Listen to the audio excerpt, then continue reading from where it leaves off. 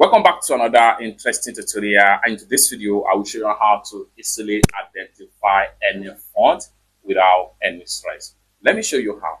The very first thing you want to do is to come to your browser right here. You can use any type of browser, whether Chrome browser or any type of browser. So what you need to do is to simply type in font identify. To go ahead and select font identifier, then you will be given so many results right here. What you need to do right here is to go ahead and click on any one. So I'm going to, so from the search result right here, come down below right here, I'm going to make use of this, my font right here. I will right click on it and hit on open in a new tab, then come to the official web page right here. So allow everything to load up. So just like so, once the site is open up right here, next thing you want to do is to come to this corner right here, upload an image, click on it.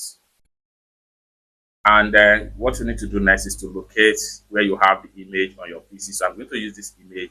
I'll hit on open. Just like so. Next thing you want to do is to go ahead and click on identify font.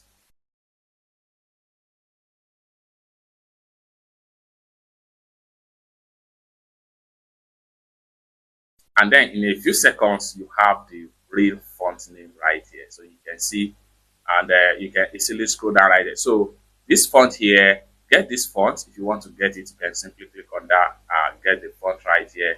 So the more you scroll down, the more you see detail about the font right here. So you can see,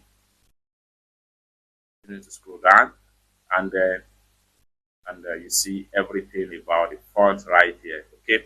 So if you want to get any of the fonts right here, what you need to do here is to simply, let's say for instance, I want to get this one, click on it, and it's going to redirect you to a page whereby you can get the font right here. So you can see the font right here.